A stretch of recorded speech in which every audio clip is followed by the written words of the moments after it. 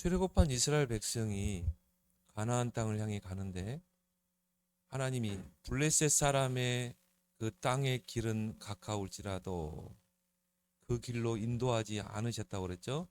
지금으로 말하면 그 가자 지역이죠. 가자. 우리가 지금 계속 전쟁이 일어나죠. 그 지중해 이 해변길, 지중해 해변길로 가게 되면 불과 한 일주일에서 10일이면 갈 수 있어요. 그리고 그 길은 이 지중해 해변길이기 때문에 평탄합니다. 그런데 하나님이 그 블레셋 사람의 땅의 길로 하나님이 인도하지 않았죠. 어디로 인도했어요? 홍해 길로, 홍해의 광야 길로 돌려 백성을 인도하심에 우리도 마찬가지입니다. 우리가 어떻게 보면 우리가 구원받은 게 영적인 출애굽 아닙니까? 우리가 사단의 그 손에서 애굽 죄악 세상에서 우리가 해방되어 나왔잖아요. 그리스도의 피로. 그러면 이제 우리가 가는 가나안은 어디죠? 천국이잖아요. 우리 인생이 광야입니다. 그러면 우리가 예수 믿고 해방되어 구원받으면 우리 인생의 길은 평탄하고 형통하고 어려움 없고 우리는 하나님이 함께하는 자요, 주님이 함께하는 자요, 하나님이 내 안에 성전 삼고 계신다고 그랬잖아요. 성령이 우리 안에 계신다고 그랬잖아요. 우리는 미래가 보장됐잖아요. 근데 왜 하나님이 우리에게 이런 인생의 가시밭길을 가게 합니까? 왜 하나님이 우리에게 이런 광야의 어려운 길을 주십니까? 저 블레셋 해변의 길로 가면 금방 가고 편하게 갈 때 반드시 거기에 하나님 목적이 있는 것입니다. 그 광야길을 통해서 우리의 모든 각인, 뿌리, 체질을 다 바꾸고 가라는 거죠. 이게 안 바뀌고 가나안 땅에 들어가면 어떻게 돼요? 가나안의 그 흑암 문화, 우상 문화에 다 동화되게 돼 있어요. 그래서 하나님이 광야로 돌려가지고, 그 광야는 어떤 길입니까? 거친 길이요, 위험이 도사리고 있는 길이요, 수많은 어려움과 고난이 있는 게 바로 그 광야입니다. 구원받은 우리에게 왜 이렇게 어려움이 많은가? 여러분이 예수 믿고 여러분의 인생이 팔자가 풀리던가요? 안 그렇습니다. 오히려 더 어려울 수 있어요. 더 고난이 따를 수 있어요. 근데 중요한 거는 그 인생의 광야가 어떤 사람에게는 축복의 길이고, 가는 곳마다 문제 사건 속에서 응답과 축복을 찾아 누리는 사람이 있고, 그 인생의 광야길에 많은 어려움과 문제와 위기 앞에서 걸려 넘어지는 사람이 있고, 그래서 하나님이 출애굽해가지고 가데스 바네아, 가나안을 목전에 두고 있는 가데스 바네아까지 인도하는데 2년이 걸렸어요. 2년. 홍해를 건너고 광야를 지나서 그 가나안 땅을 목전에 두고 10정탐꾼을 보내잖아요. 10정탐꾼을 보냈는데 10명의 정탐꾼이 악평을 했어요.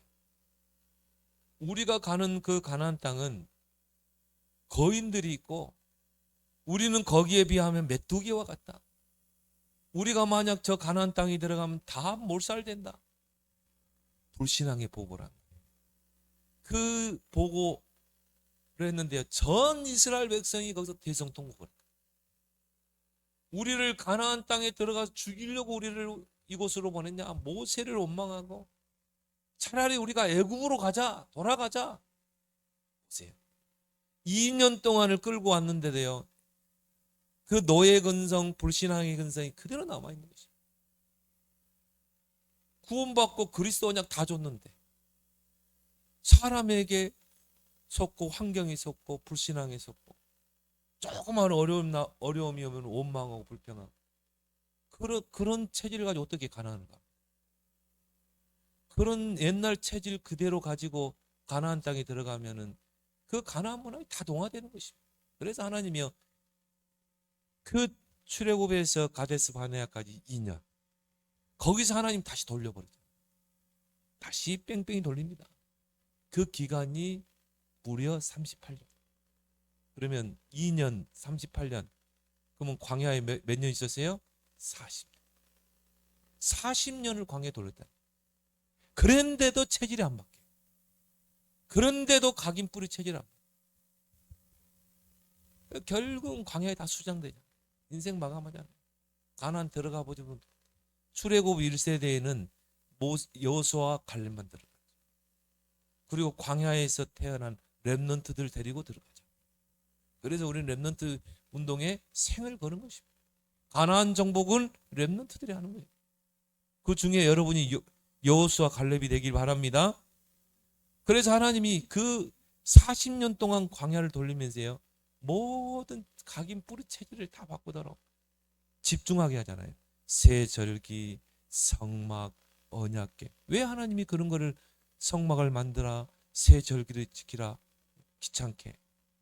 집중입니다. 각인 뿌리 체질을 바꾸기 위해서. 그래서 광야는 집중이다. 각인 뿌리 체질을 완전히 바꾸고 이제 가나안 가라는 것입니다. 그래서 광야는 여정이다. 우리 인생의 여정이다.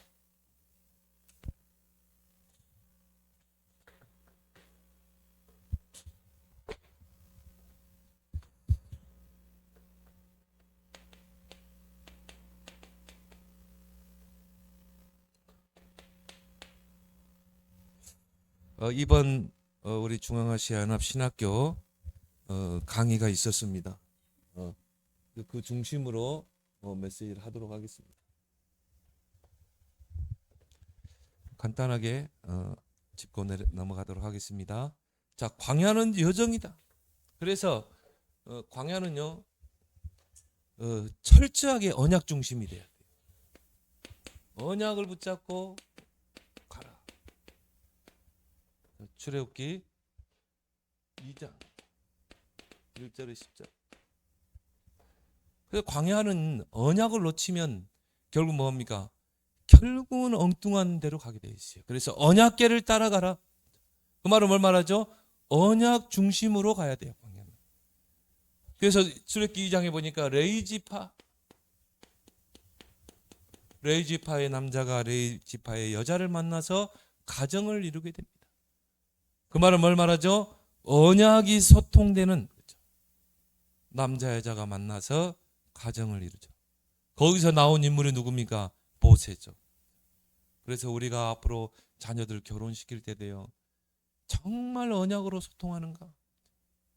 그래서 아브라함이 그 아들 이삭을 며느리감을 구하려고 할 때 가나안 땅에 있는 딸들을 말고 내 고향, 내 족속 중에 정말 언약 붙잡은 그 며느리, 그 여자와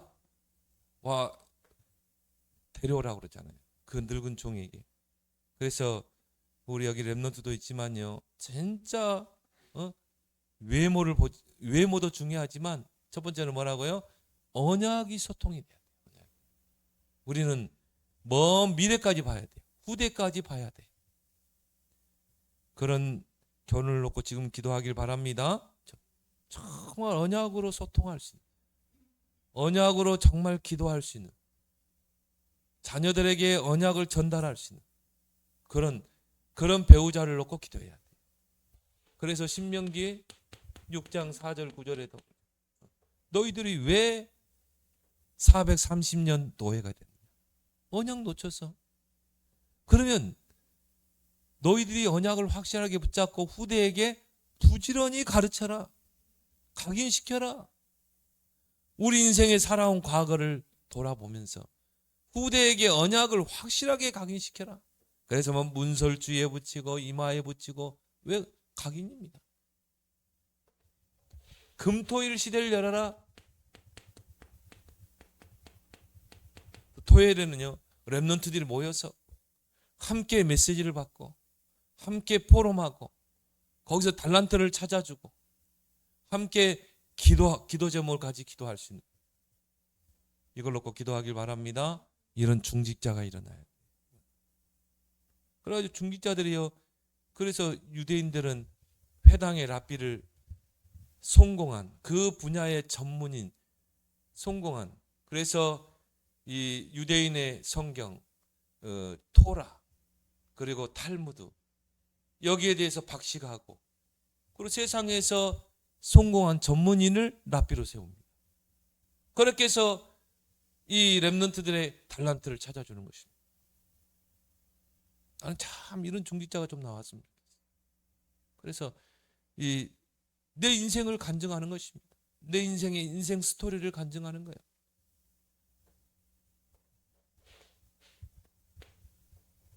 그리고 뭡니까? 소명의식. 하나님이 나를 부르셨다. 여기에 대한 분명한 소명의식이 저와 여러분들에게 있어야 돼요. 출애굽기 3장 1절에서 10절. 하나님이 모세를 부르시죠. 그래서 우리 일부 메시지도 이야기했지만 하나님의 부르심에는 후회하심이 없느니라. 모세가 80세에 하나님의 부름을 받았거든요. 아니 좀 젊을 때 부름 받아도 되는데 오히려 모세가 젊을 때는요 살인자가 되고 도망자가 됐어요. 내 힘으로 뭔가 하나님의 일을 하려고 했는데 결국은 실패했거든요. 그렇게 해서 미디안으로 도망가잖아요. 애굽 사람을 살해하고. 그러니까 완전히 뭐 도망자요, 살인자요, 지명 수배자가 된 것입니다. 그렇게 해서 이제 십보라를 만나게 되고 그 장인집에서 눌러 살잖아요. 처가 살해하죠. 그 기간이 무려 40년이래요. 그러니까 뭐 모세 나이 80세. 이제 소망이 없잖아요. 무슨 세계복음합니까? 이제 인생을 정리해야 될 항원기 아닙니까? 하나님이 그때 모세에게 찾아왔어요. 나는 이제는 여망이 없어. 나는 이제는 내 인생 끝났어. 아닙니다. 이때가 하나님이 부르시는 시간표인 줄 믿습니다. 호레산 떨기나무 가운데 하나님이 딱 부르시고요. 나는 우리 최봉철 차성희 선교사님을 보면서 우리 교회에서 기도하면서 성경 거보잖아요. 야, 참 지금 70세가 넘으셨거든요. 그런데 젊은 선교사님보다 더 왕성하게 사역을 해요. 그렇다고 이분이 뭐 영어가 되느냐? 영어도 안 돼요. 통역자도 없어요. 바디랭귀지 하면서 영어로 된 복음편지, 영어로 된 구원의 길 가지고 학교 문 다 여는 거 있죠. 그래서 야, 그래. 우리가 생각하는 선교사는 뭔가 언어가 준비되고 여러 가지 준비돼서 선교사를 봐도 아닙니다. 복음의 가슴, 선교의 가슴이 딱 있으니까요. 하나님이 딱 준비했다가 노년에 보내잖아요. 젊은 선교사보다 더 잘해요. 그래서 하나님이 호레산 떨기나무 가운데 모세를 부르시고 신을 벗어라. 이게 정답이죠. 네 힘으로 하려고 했던 거, 너의 그 열정으로 하려고 했던 거, 그거 다 내려놓으라는 것입니다. 여러분이 하나님 앞에 진짜 쓰임 받으려면요, 나를 내려놔야 돼요. 진짜 이제 언약을 붙잡아야 되는 것입니다. 그리고 하나님께서 내가 내 백성의 고통을 보았다, 부르짖음을 들었다, 그들이 고통받고 있는 걸 내가 알고 있다. 그래서 내가 너를 보내겠다. 내 백성을 애굽에서 건져낼 것이다. 너를 통해 하겠다. 바로 80세 노인, 도망자요, 살인자요, 도망자요, 지명수배자. 그리고 80세 노인. 그래서 자기 몸을 지탱하기 위해서 지팡이를 짚고 다니는 사람이었다. 80세 노인이니까 지팡이에 내 몸 의지해야 되겠죠. 그런 사람을, 그런 모세를 하나님 부르신 것입니다.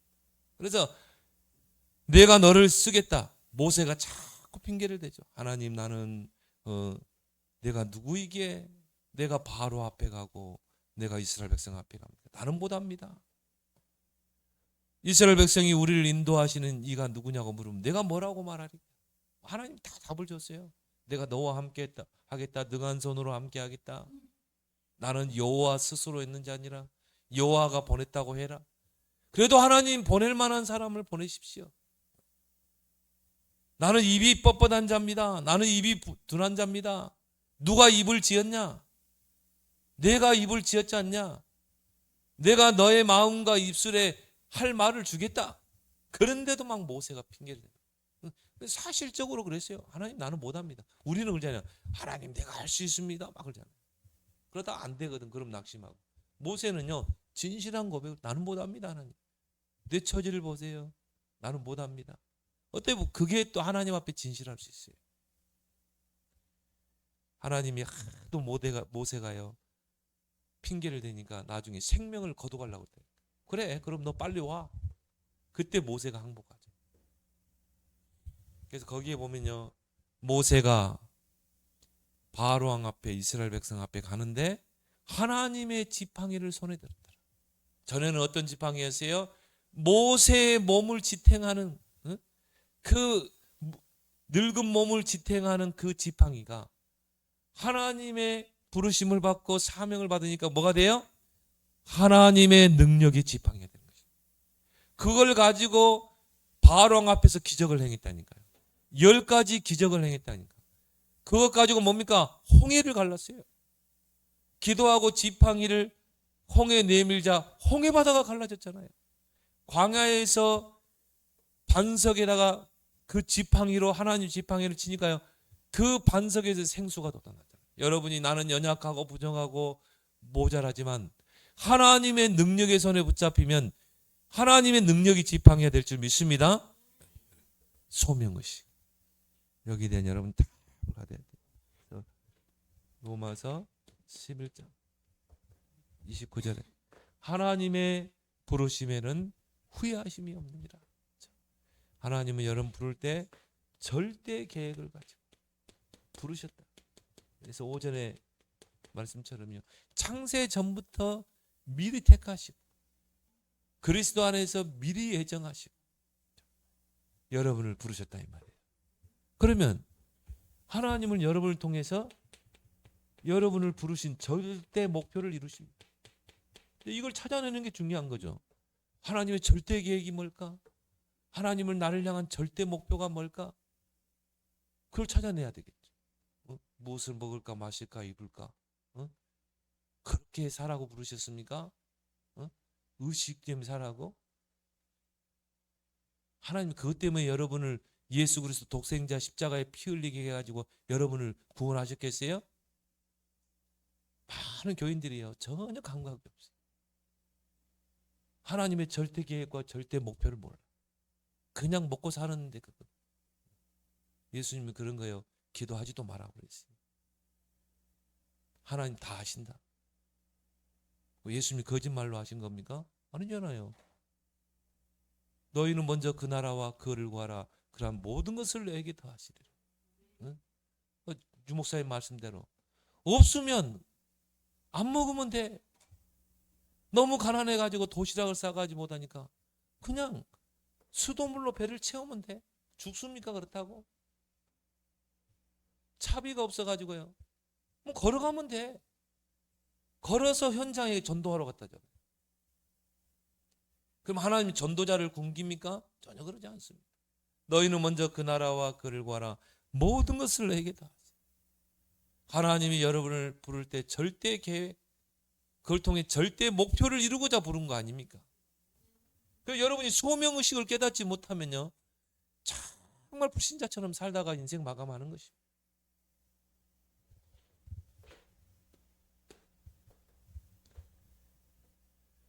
그래서 우리 인생은 언약을 붙잡고 광야의 여정을 떠나는 것이다.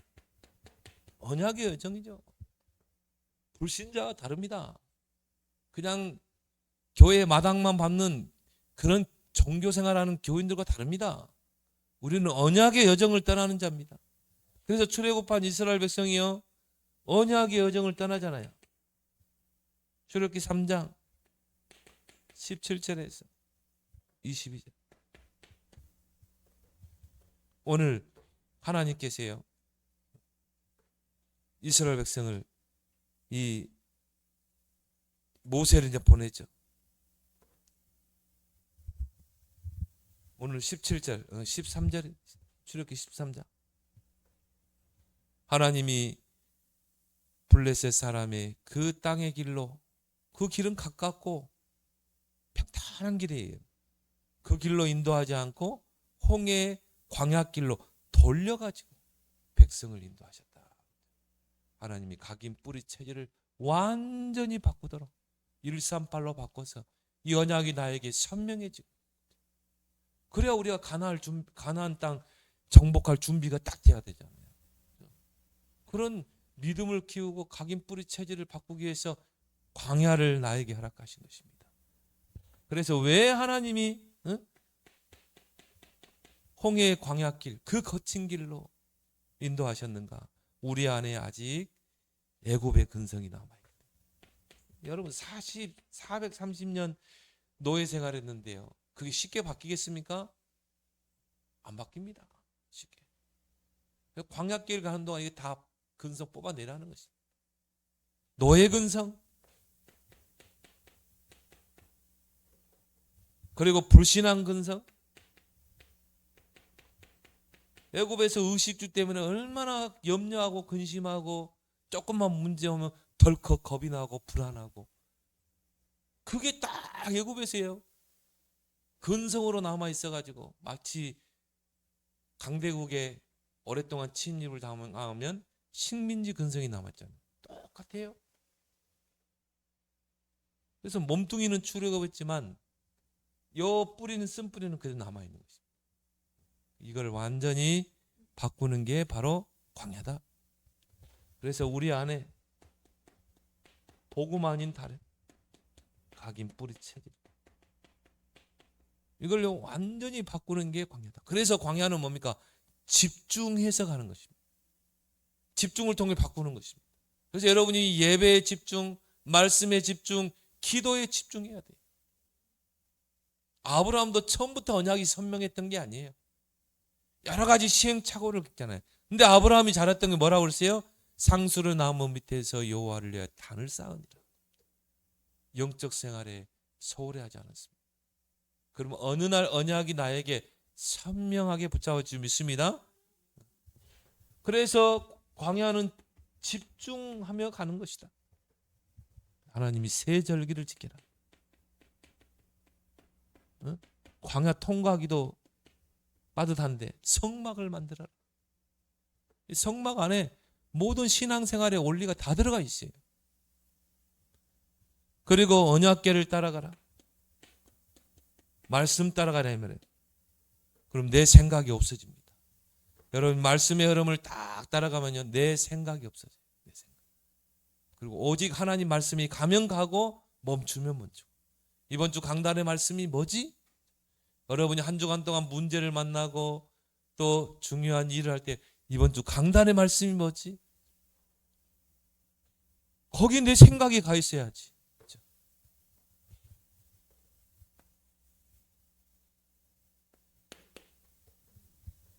그리고 뭡니까? 하나님이 이스라엘 백성을 이제 광야로 인도하시고 시내 산으로 인도하죠.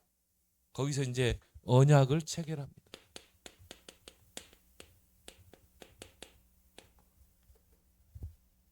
출애굽기 24장.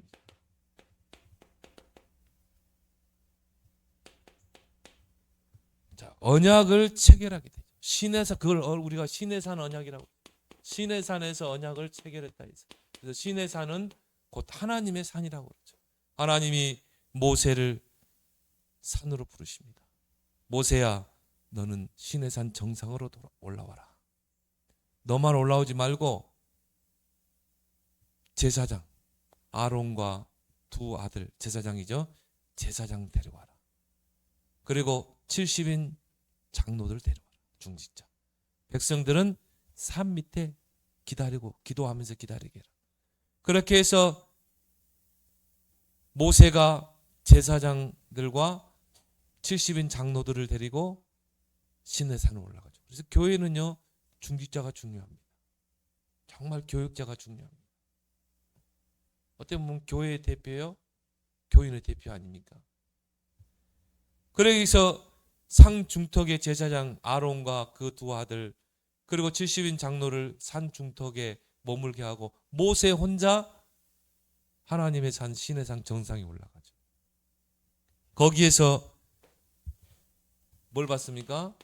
하나님께서 두 돌판을요 하나님이 딱 준비했다니까요. 하나님이 두 돌판을 딱 준비하고 거기다가 하나님이 글을 새기셨어요. 그게 뭡니까? 십계명. 그리고 두 돌판. 1계명부터 4계명은 하나님께 대한 계명. 5계명부터 10계명은 사람과의 관계에서 지킬 계명이죠. 그래서 우리가 언약을 체결하면 언약 백성으로서 지켜야 될 계명과 규례가 있잖아요. 그래서 하나님이 두 돌판에다가 친히 하나님의 언약을 새기셨어요. 그리고 이스라엘 백성이 지켜야 될 율법과 율례를 알려주십니다. 그리고 이제 모세가 그 장로들과 제사장들과 함께 산 밑에 내려와서 이제 언약을 체결합니다. 백성들에게 뭡니까? 이 하나님의 언약서를 낭독하고 그리고 화목제, 번제를 드리고 그 피를 백성에게 뿌리고 그 언약서를 낭독할 때 백성들은 뭐라고 합니까? 이 말씀을 우리가 다 준행하리다. 그죠? 언약은 그러잖아요. 우리가 사람들 간의 언약도 서로 당신은 이렇게 하면 난 이렇게 하겠다. 그리고 나서 언약서 쓰잖아요. 그리고 어떻게 하면 밑에 사인하잖아요. 그 언약이 체결되는 것입니다. 하나님과 이스라엘 백성이 언약이 체결되는 것입니다. 그래서 너희가 내 언약을 잘 지키면 너희가 거룩한 백성이 되고 너희는 나의 소유가 되고 제사장 나라로 만들어주겠다는 것입니다. 근데 이스라엘 백성이 언약을 깨버리잖아요. 그죠? 그리스도를 십자가에 못 박았잖아요. 그래서 하나님이 예레미야 선지자를 통해서 이제 후에 그리스도가 이 땅에 오실 때 새 언약을 맺겠다는 것입니다. 이제 그 언약을 돌판에 새기는 게 아니라 너희 속에 언약을 두겠다. 너희 마음판에 새기겠다. 여러분은 이제 그리스도와 함께 새 언약 가운데 하나님과 언약이 체결된 줄 믿습니다. 여러분 이제 마음 신비에 하나님의 언약이 기록되어 있는 것입니다. 그래서 우리는 하나님 말씀을 주신 것이죠. 그래서 저와 여러분들은 언약 백성이다. 마음판에. 여러분은 하나님과 언약이 체결된. 그래서 이스라엘 백성이요 하나님과 언약을 체결하고 나서 거기서 하나님의 영광을 봤다니까요. 하나님을 보고 살아남을 자가 없어요. 그런데 거기서 하나님의 영광을 보고 먹고 마셨더라. 우리가 계약이 성사되면 어떻게 되죠? 축제를 하잖아요. 식탁을 하잖아요. 요한계시록 3장 20절 볼지다 내가 문 밖에서 두드리느니 누구든지 내 음성을 들으면 문을 열고 내 음성을 듣고 문을 열면 내가 들어가 그로 더불어 먹고 그는 나로 더불어 먹으리라. 이제 주님과 내가 언약이 체결된 것입니다. 이제 내가 주님으로 더불어 먹고 주님은 나로 더불어 먹는 거죠. 언약 관계 속에 여러분 있는 줄 믿습니다. 그걸 여러분 순간순간 확인해야 돼요.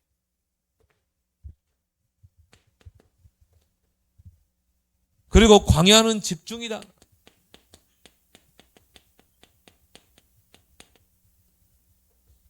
그래서 출애굽기 20장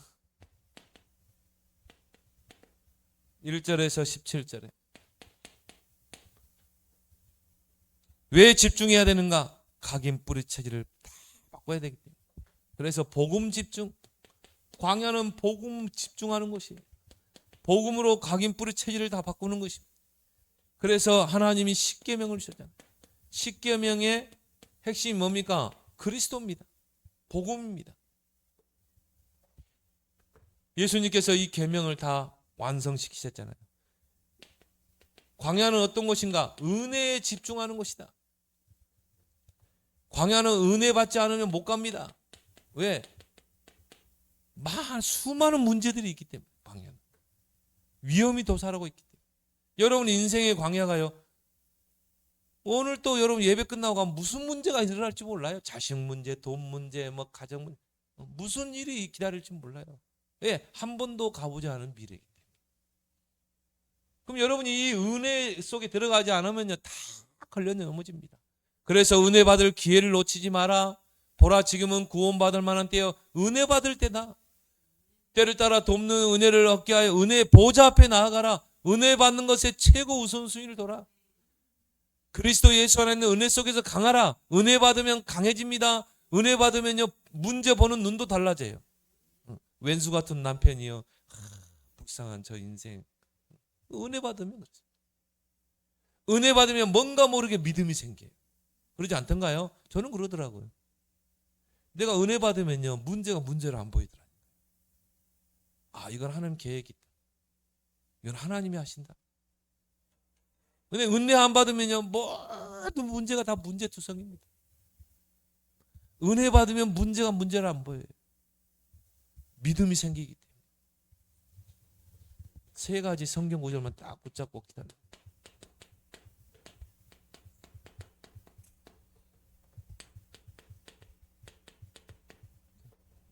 은혜 받아야 돼요. 광야는 은혜 없이는 못 갑니다. 그러나 은혜 받으면 그 문제가 다 응답과 축복이 되는 것이에요. 그래서 은혜 받는 것에 최고 우선순위를 둬라. 여러분이 하루를 살아가. 성막을 만들어라. 이 광야 통과하기도 어려운데요. 하나님이 또 왜 그렇게 귀찮게 하는지 몰라요. 누구 말대로 왜 이렇게 예배가 많은지. 그냥 주일날만 띵 나와서 예배 드리면 되는데 또 뭐 수요 예배도 있어. 금요 기도도 있어. 새벽 예배도 있어. 이게 여러분 사는 길이에요. 은혜 받지 않으면 다 넘어집니다. 성막을 만들어라. 출애굽기 26장 1절에서 10절. 그 성막에는 뭐가 있습니까? 성막 문을 열고 들어가면 번제단, 그리스도입니다. 이 번제단에서 희생 제사를 드리잖아요. 그 희생 제물이 누굽니까? 예수 그리스도. 번제는 그리스도를 가리킵니다. 그리고 뭐가 있어요? 물두멍. 제사장이 번제단에서 희생 제사를 드리고 나서 어떻게 해요? 물두멍에서 손을 씻었어요. 우리가 예수 그리스도를 통해 모든 죄 씻음을 받은 것입니다. 이 사람이 성소로 들어갈 수 있어요. 성소문을 열고 들어가면 뭐가 있습니까? 세 가지 성물이 있습니다. 진설병상, 떡상이라고 하죠. 떡을 올리는. 그리고 분향단, 향로라고 그러죠. 향을 사르는. 그리고 뭐가 있습니까? 등대, 불을 밝히는. 그 등대에는 7 촛대가 있어요. 거기에 항상 불을 지펴라. 진설병상, 일주일에 한 번 안식일 때 떡을 새로 바꿔라. 그래서 우리가 주일날 하나님 말씀을 새 말씀을 주잖아요. 여러분이 정말 이 광야기가 때요 말씀에 집중해야 됩니다. 분향단 뭡니까? 향이죠. 우리 기도는 뭡니까? 향입니다. 우리 기도가 향이 되어서 하나님 보좌에 그 향로에다 담기는 것입니다. 이거는 성도들의 기도라고 그랬죠. 향. 이 분향단은요 아침에 향을 사르고 제사장 레위 지파가 밤에 또 이 향을 피웠어요. 저는 그렇게 봅니다. 교인들이 하루에 2번은 하나님께 집중하는 시간이 있어야 됩니다. 아침에 밤에. 진짜 하나님 앞에 향을 사르는 것처럼 기도하는 시간을 가져야 됩니다. 등대에 뭡니까? 불을 밝히는, 성소에 불을 밝히는 전도 아닙니까? 너희는 세상의 빛이라 소금이라 일어나라 빛을 봐라. 결국 뭡니까? 말씀, 기도, 전도. 신앙의 원리입니다. 우리의 신앙의 원리가 뭡니까? 말씀, 기도, 전도 중심으로 살아요. 오늘 하루를 말씀, 기도, 전도 중심으로. 그리고 지성소가 있습니다. 이거는 바로 하나님이 임재하는 장소입니다. 거기는 언약궤가 있습니다. 그 언약궤 속에 하나님 말씀이 있습니다. 거기에 하나님이 임재하거든요. 그리고 성막에는 뜰이 있습니다. 그래서 우리가 세 가지 뜰. 예루살렘 성전이 왜 무너졌습니까? 요 세 가지 뜰이 없어가지고.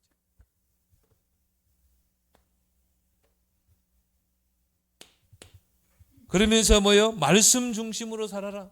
광야길은요 말씀 중심으로 살아야 돼요. 그러 않으면 엉뚱한 데로 갑니다. 언약궤를 따라가야 하는데 언약궤를 놓쳐버렸어. 언약궤하고 너무 거리 멀어가지고 언약궤가 어디로 간지 몰라. 언약궤가 안 보이면요, 내 생각대로, 내 고집대로, 방법대로 사는 거예요. 이게 신자가요, 구원받아 놓고요, 내 방법대로, 내 생각대로 사는 거야. 기도 생활 안 하고 말씀 놓치고. 얼마나 그게 힘듭니까? 근데 언약궤만 따라가는데 어떻게 돼요? 그 언약궤가 요단으로 가고 있네. 요단에 무슨 길이 있습니까? 물이 철철 넘친 데인데. 근데 언약궤는 지금 요단으로 가는 거예요. 내 생각, 내 경험, 내 방법으로 가면 어떻게 언약궤 요단을 건너가요? 그러면 내 생각대로 하면 뗏목을 사야 돼. 배를 사야 돼. 빌리든지. 요단강을 건너가야 되니까. 그럼 60만, 장정만 60만, 아이들까지 200만 원, 어떻게 그 많은 배를, 항공모함도 아니고 없고 어떻게 건너갑니까? 내 생각대로 안 맞아요. 근데 언약궤는, 하나님의 언약궤는 요단으로 갔거든요. 그때는 어떻게 해야 돼요? 내 생각을 내려놔야 돼요. 내 생각을 내려놓고 따라가는 것입니다. 목사님, 언약 요단강에 빠져 죽으면 어때요? 죽으면 되지. 죽으면 되죠. 그게 하나님 뜻인가 보다. 요단강에 빠져 죽으면 되는 거지. 근데 어떻게 했어요? 언약궤를 맨 제사장이 요단을 밟을 때 요단이 갈라져 버리잖아요. 기적이 일어나는 것입니다. 여러분의 생각을 내려놓고 말씀 따라가면 기적이 일어날 줄 믿습니다. 그래서 가장 훌륭한 기도는 금식 기도, 가장 훌륭한 기도는 방언 기도가 아닙니다. 정확한 말씀 따라서 기도하는 거예요.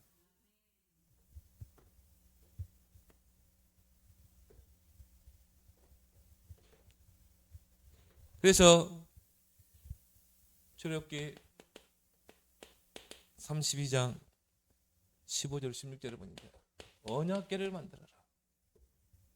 하나님께서 친히 돌판을 준비하시고 거기다가 친히 말씀을 새겨서 모세에게 줬다.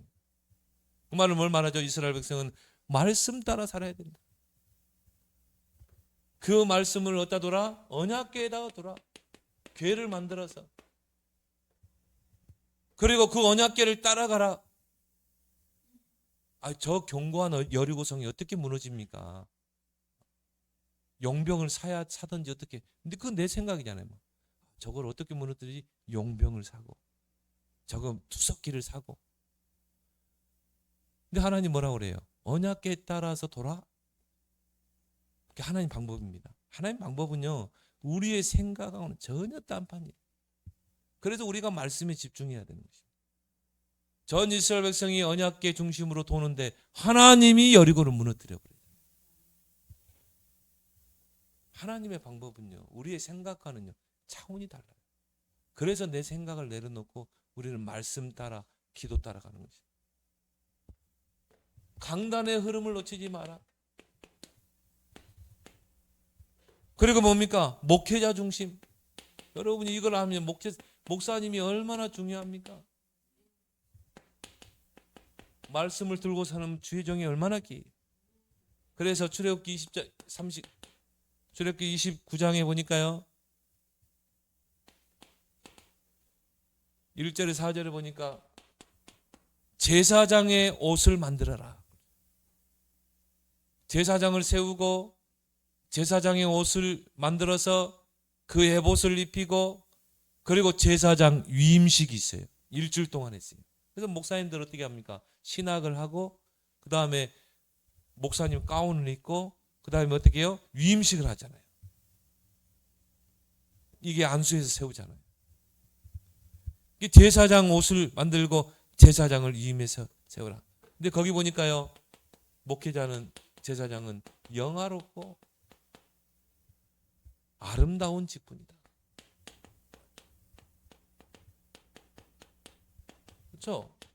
왜냐? 하나님과 늘 소통하면서 하나님 주시는 그 말씀을 받아서 강단을 통해 전 성도에게 전달하기 때문에 얼마나 아름답고. 그래서 주의 종은요, 오직 말씀과 기도에 전무해야 돼요. 주의 종이 정말 다른 일 한다, 그거는 목사라고 보지 않습니다. 그래서 제사장 옷을 입힐 때요, 제사장의 그 머리에 관을 씌우죠. 그 띠가 뭡니까? 그 머리에 모자의 띠가 뭐냐? 여호와께 성결. 주의 종은 여호와께 성결해야 돼. 영적인 나시린입니다.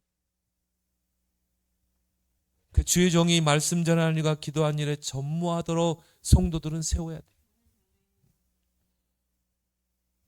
주의 종 가정이 경제가 어려워가지고 사모님이 돈 벌러 다니고 목사님도 그거 하나님 뜻이 아니에요. 그래서 사도행전 2장 42절 저희가 사도의 가르침을 받아 철저하게 목회자의 지도를 받아야 돼. 갈라디아 6장 6절 가르침을 받은 자들은 가르치는 자와 모든 좋은 것을 함께하라. 목사님 가정을 늘 살피고 모든 좋은 것을. 왜? 여러분들이 말씀을 받았잖아요. 주의 종들. 그럼 말씀 받은 자와 모든 좋은 것을 함께해라. 여러분이요 시장에 가서 고구마를 다 한 봉지 사들어야 돼요. 우리 목사님 것까지. 얼마나 하나님 기쁘게 보겠어요. 그렇죠? 우리 교인들은 건 잘해. 히브리서 13장 17절 주의 종들이 즐거움으로 목회를 하도록 해라. 이것이 너희에게 유익하니라. 여러분이요 정말 주의 종이 늘 근심과 슬픔이 되면 안 돼. 그럼 유익이 없느니라 너희에게. 여러분 목사님의 기쁨이 되길 바랍니다. 목사님은요 성도들이 응답받고 그러면요 은근히 기분이 좋아요. 목사님들끼리 만나면요 서로 자랑합니다. 우리 교회의 어떤 집사가 이런 응답을 받았다고.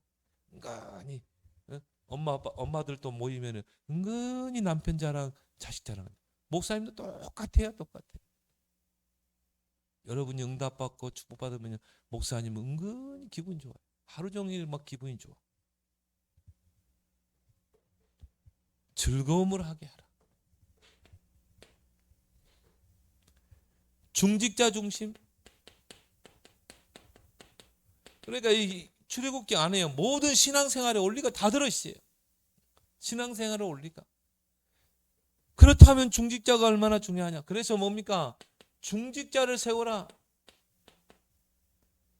출애굽기 18장 13절 22절 모세는 지도자지만 또 제사장 집합니다. 모세가요 아침부터 저녁까지 백성들을 재판하고 판결하는 거예요. 백성들은 아침부터 저녁까지 기다리고 있고 그 모세의 장인 이드로가 그 광경을 보니까 이거 진짜 이거 못할 짓이거든. 모세에게 이야기하죠. 야, 네가 지혜롭지 못하다. 그러다가 너도 지치고 백성도 다 지친다. 이제 내가 너에게 권면하겠다. 백성 중에서 정말 여호와를 경외하고 불의한 이익을 미워하고 진실한 자 그런 사람을 뽑아서 중직자로 세워라. 그리고 가르쳐라.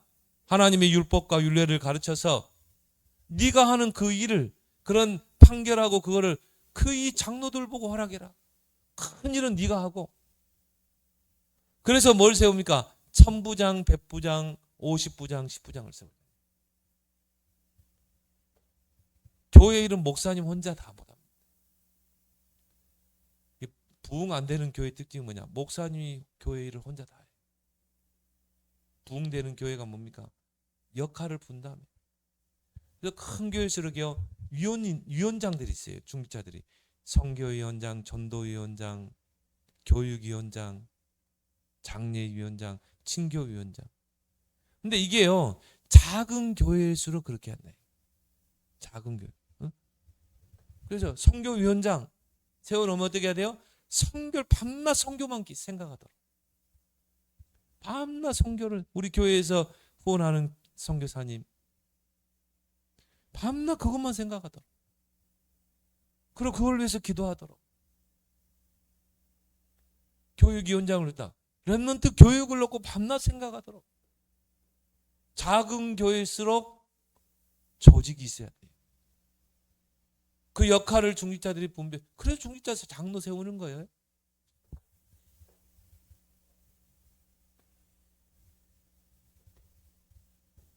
이드로가요 충고하죠.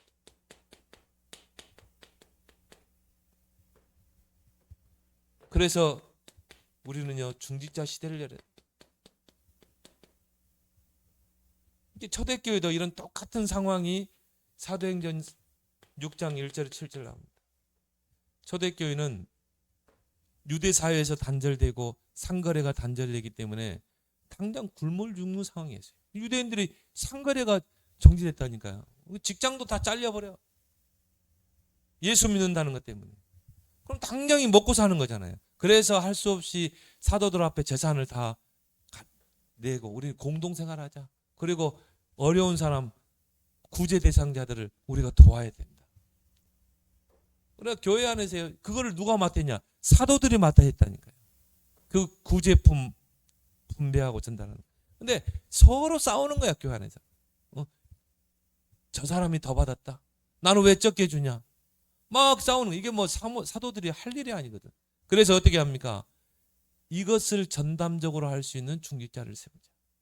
믿음, 성령, 지혜 충만하고 하나님 앞에 사람 앞에 칭찬받고 인정받는 7 집사를 세우자. 7 집사를 안수해서 세우자. 그래서 우리가 안수 집사라고 합니다. 그래서 사도들은 말씀 전하는 일과 기도하는 일에 전무하고 이들로 하여금 이 일을 하도록 하라. 교회를 분담해서 하게 하자. 그렇게 하지 7 집사를 세우는데 어떤 역사가 일어났어요? 큰 무리의 제자들이 일어나고 허다한 제사장의 무리가 도에 복종하고 부흥의 역사가 일어나는 것입니다. 이걸로 기도하길 바랍니다. 중직자 시대를. 그래서 유일하게 중직자 대학원이 있는 게 우리예요. 유목사님이요. 그걸 너무 많이 봤기 때문에. 중직자들이 할 일 없어가지고 늘 싸우고 누구 말대로 젊을 때는 돈 다 쓰고 나이 들어가지고 중직자 세워놓으니까는 돈은 없고 싸우기만 하고 목사 끌어내리고 멱살 잡고. 그래서 중직자 대학원을 만든 거예요. 중직자들을 제대로 가르치자. 중직자들의 사명, 역할.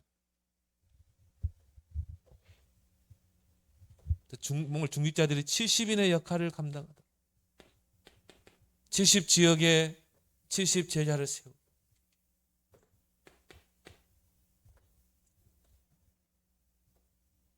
삶들 중심. 하나님이 성막을 만들 때 그 뜰을 만들라고 했어요. 뜰을. 결국 뭡니까? 237 치유 서밋. 이거는 절대 언약입니다. 결국은 이 3가지 뜰이 없어서 예수님께서는 돌 위에 돌 하나도 남지 않고 다 무너지리라. 그래서 우리는 이 3가지 뜰이 있는 237 치유 서밋의 언약을 이룰 언약 성전. 여러분 이걸 놓고 기도하길 바랍니다. 정말 다윗처럼 기도해 보세요. 그래서 이거를 이룰 언약 성전을 세울 빛의 경제를 주옵소서. 이게 다윗의 기도였다니까요.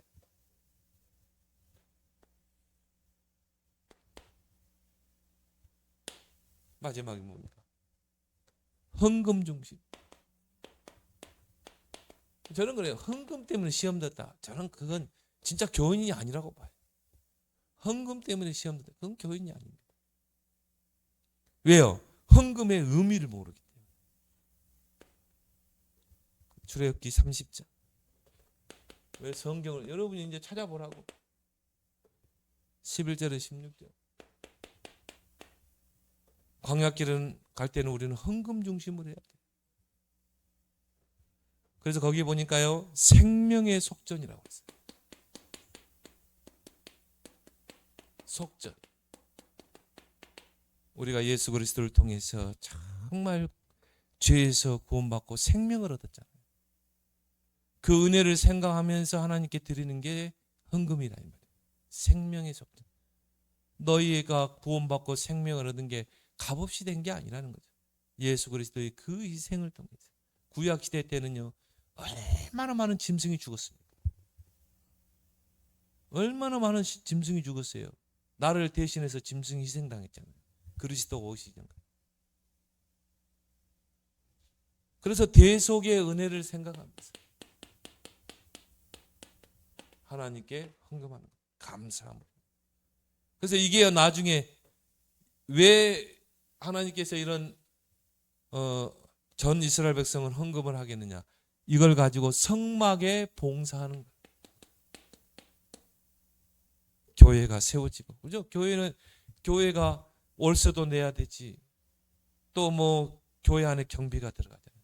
또 선교해야지. 렘넌트 해야지. 목사님 가정 선교해야지. 이게 다 헌금으로 하는 거예요. 그래서 이게 나중에 발전해서 이제 성전세가 나왔죠. 성전이 유지되려면 성전 안에서 봉사하는 사람 있잖아요. 제사장들. 가정 먹여 살려야 되겠죠. 그 성전세를 내라 이 말인 것입니다. 전 이스라엘 백성은 성전세를 내라. 그래서 예수님께서도 그렇죠. 가이사의 것은 가이사에게 세금을 바치고, 왜? 우리가 이 로마의 식민지 아니냐?